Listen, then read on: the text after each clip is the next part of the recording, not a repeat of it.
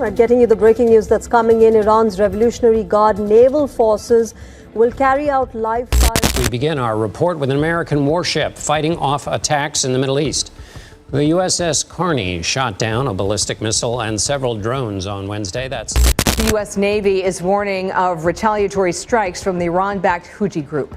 This comes after the U.S. and coalition forces launched strikes. What happens when Iran hits two $1.8 billion U.S. destroyers at once in the Strait of Hormuz corridor? 211 local.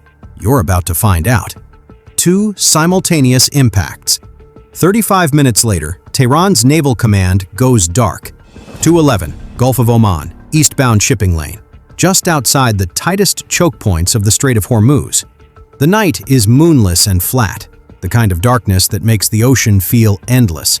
A thin haze hangs over the water, catching the glow of distant deck lights like smoke. Imagine you're here, on the bridge wing of an Arleigh Burke-class destroyer, the wind cold enough to sting.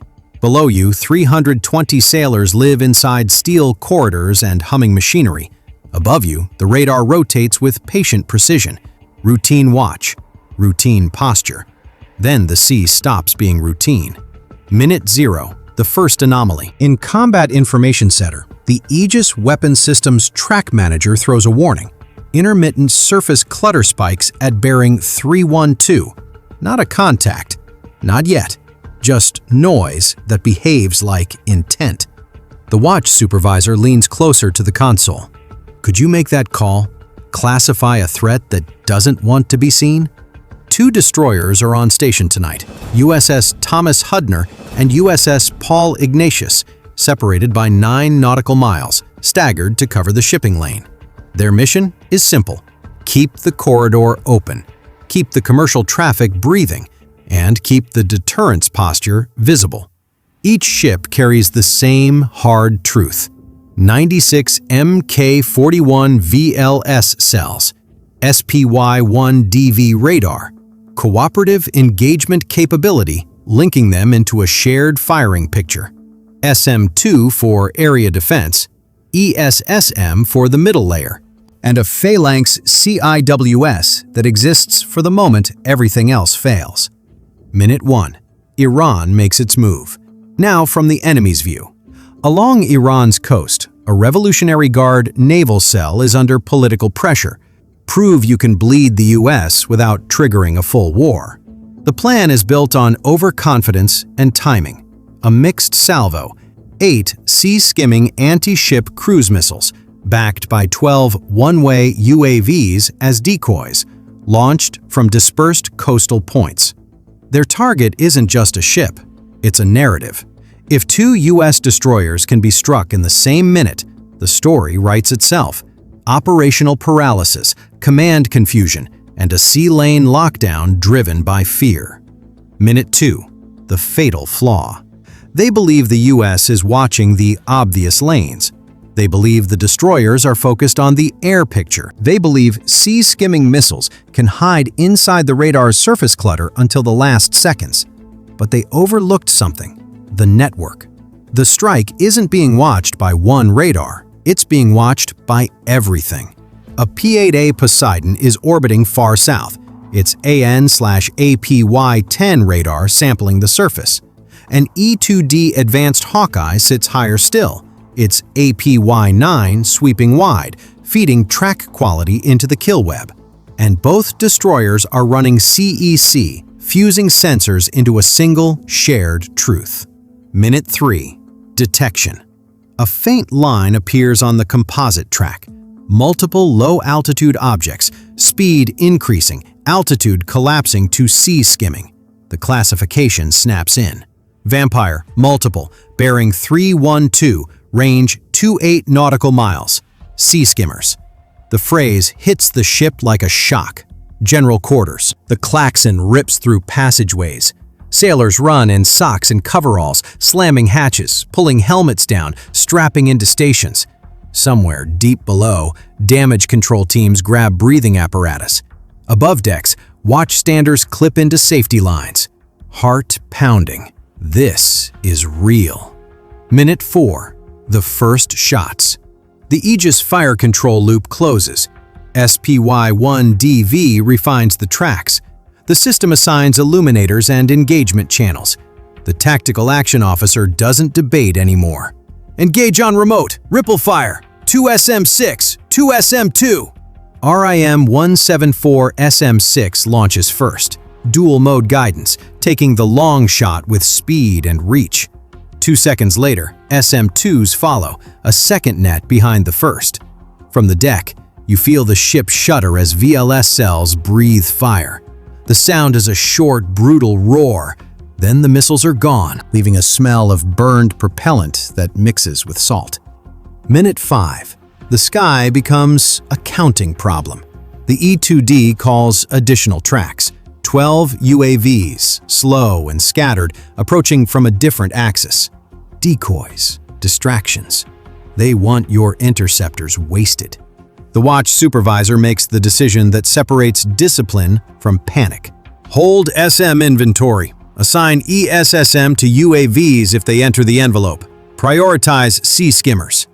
Less time than your lunch break, and every missile you fire changes what you can't fire later. Minute 6. First intercepts. 2 SM6s go active. One track disappears in a white flash low over the water. Another winks out seconds later. The composite picture cheers silently. 2 down. But the ocean is wide, and the salvo is layered. 4 more sea skimmers continue, riding at 5 to 10 meters, using the curvature and clutter. 2 split toward Hudner. 2 angle toward Paul Ignatius. Minute 7. Terminal warning. Range 12 nautical miles. Time to impact 90 seconds. Could you make that call knowing 90 seconds is an entire lifetime and also nothing?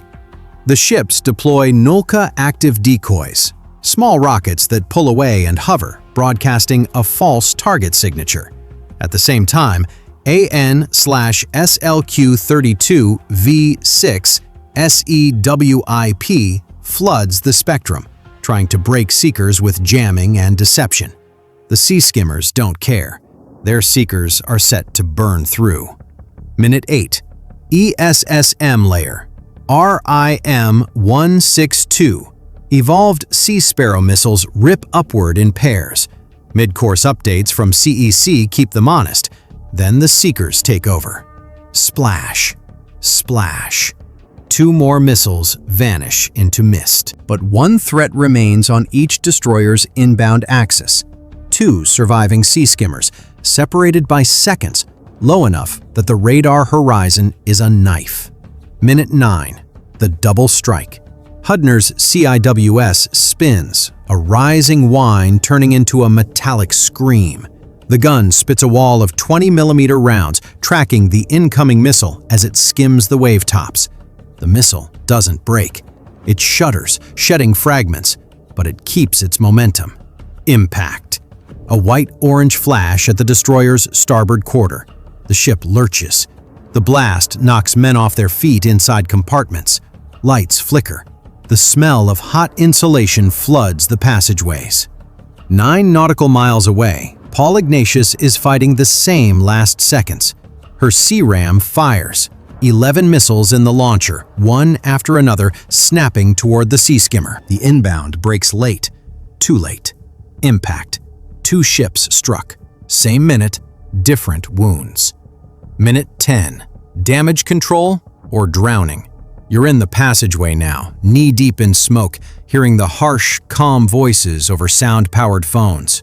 Frame 188. Fire in auxiliary machinery. Flooding reported. Set boundary. Set reflash watch. This is the part the public never sees.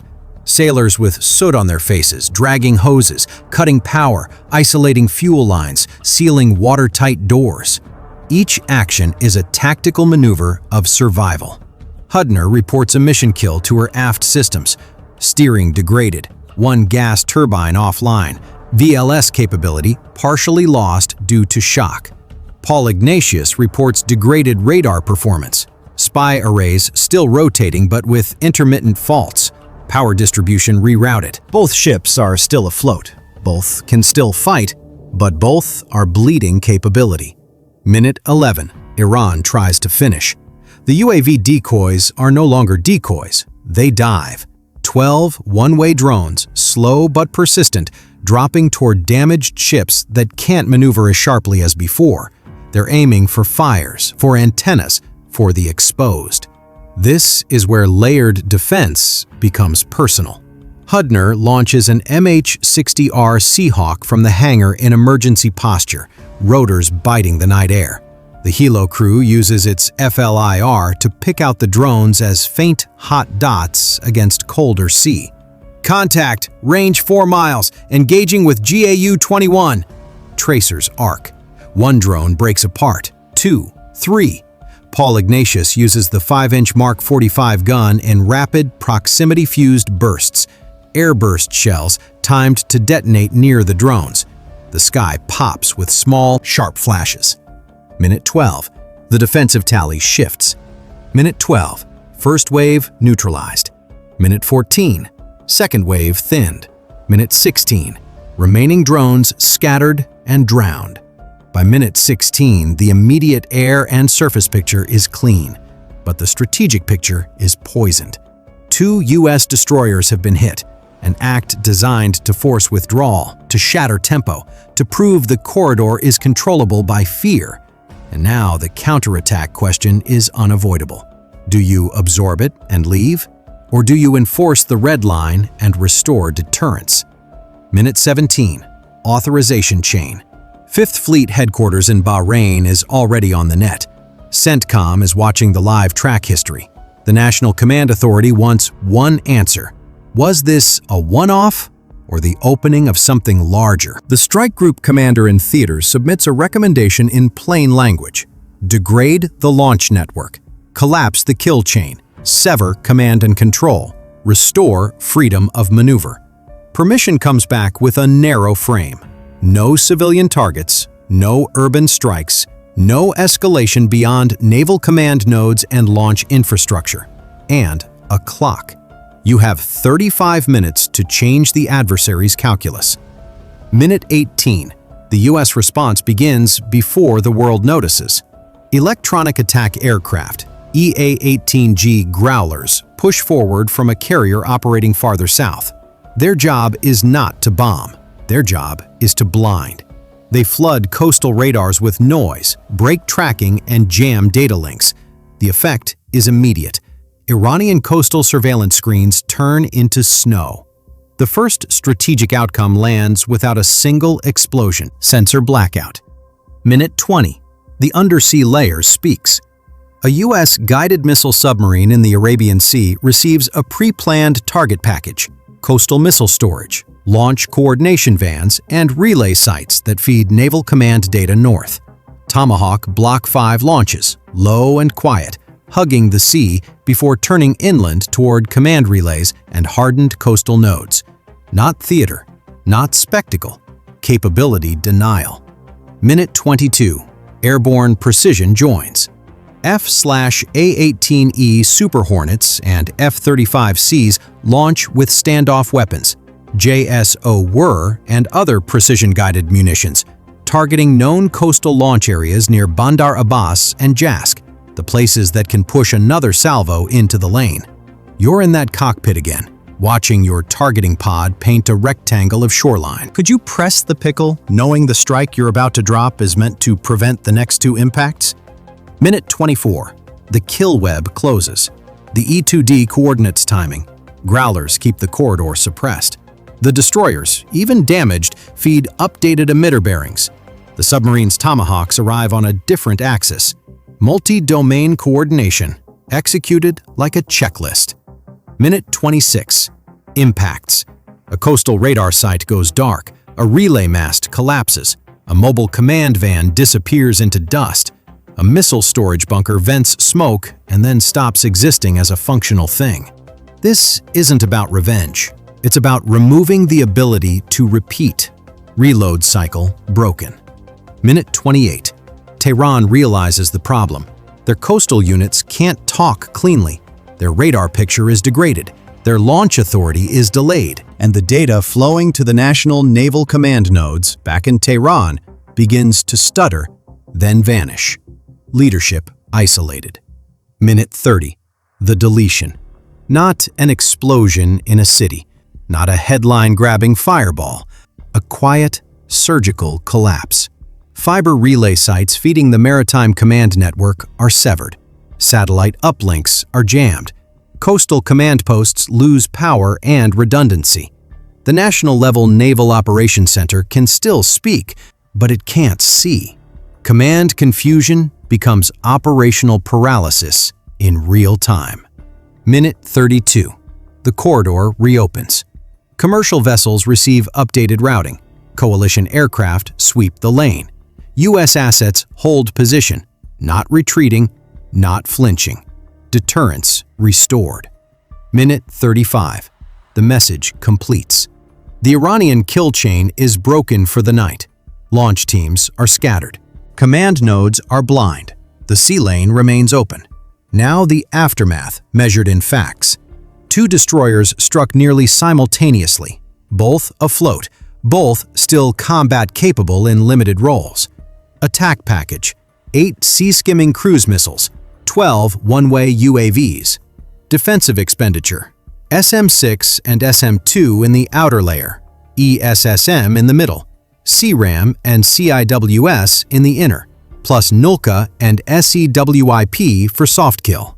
Timeline: Minute 3, detection. Minute 9, double impact. Minute 16, immediate air picture cleared. Minute 26, counterstrike effects begin. Minute 35, adversary command and control effectively deleted. Casualties are not a statistic on a screen. They are names. In this scenario, U.S. forces suffer 14 wounded across both ships. Burns, fractures, smoke inhalation. None fatal. Iranian casualties are unconfirmed, but multiple coastal sites are rendered combat ineffective. Strategic significance: Iran sought sea lane lockdown and U.S. withdrawal. Instead, it triggered capability denial and a kill chain collapse. Here's the lesson. Modern naval warfare is not decided by one miracle interceptor or one heroic pilot.